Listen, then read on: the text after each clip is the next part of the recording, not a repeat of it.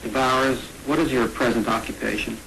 I'm Vice President of Lockwood Meadows Incorporated, which is a real estate land development company.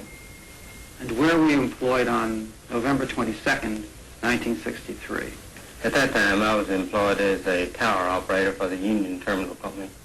And where were you at about 12:30 that day? I was at the south end of the terminal of the tower building, rather looking down toward the terminal and observing the motorcade as was everyone else in the area. Could you tell us what you heard and what you saw from about 12 noon until the time that the shots were fired?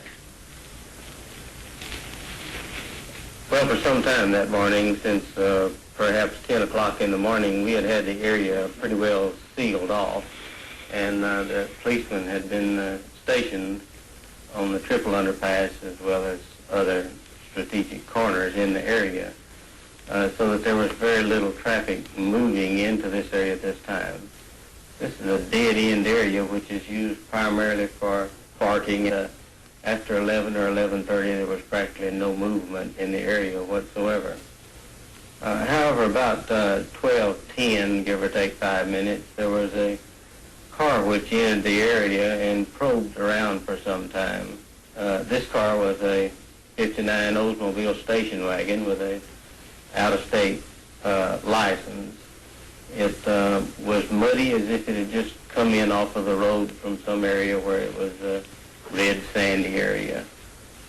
It was occupied by one male who spent 3 or 4 minutes in the area looking it over, and then, as he found out, left by the entrance, which is the only way in and out of the area at that time.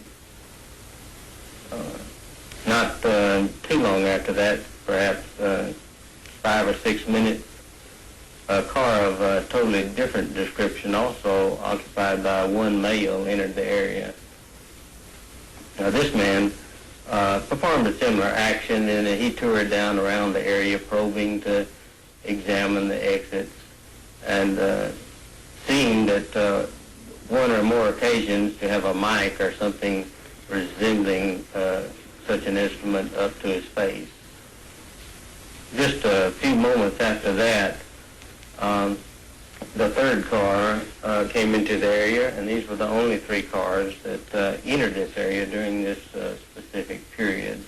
The third car was a 61 or 2 Chevrolet.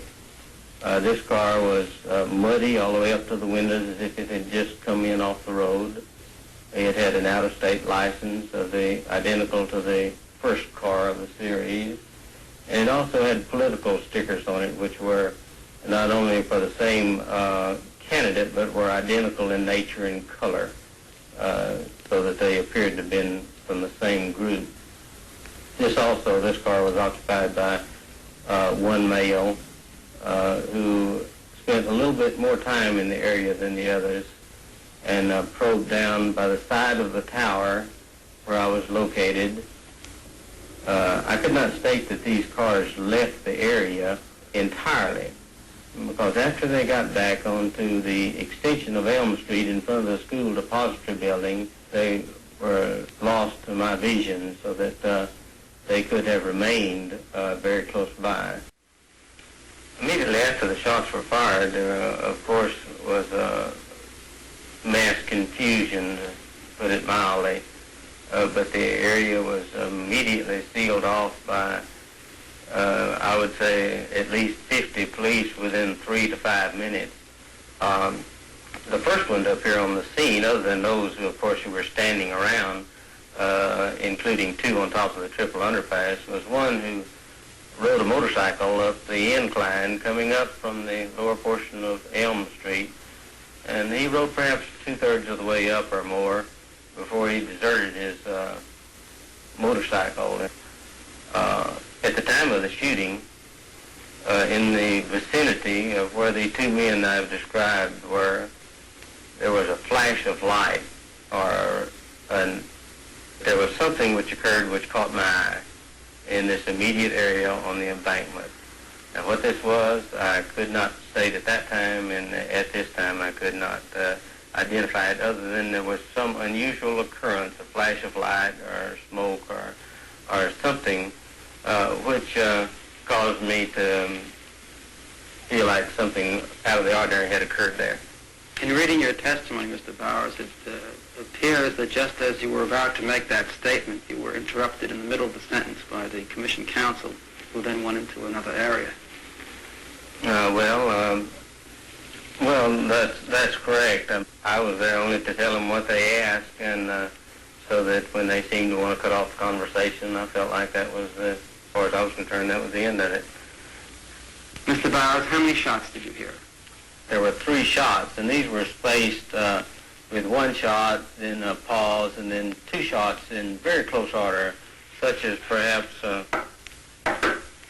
almost on top of each other, while there was some pause between the first and the second shots. Did you tell that to the Dallas police? Yes, I told this to the police, and then also told it to the FBI, and also I had a discussion 2 or 3 days later with them concerning this, and they made no comment other than the fact that when I stated I felt like the second and third shots could not have been fired from the same rifle, they reminded me that I wasn't an expert, and I had to agree.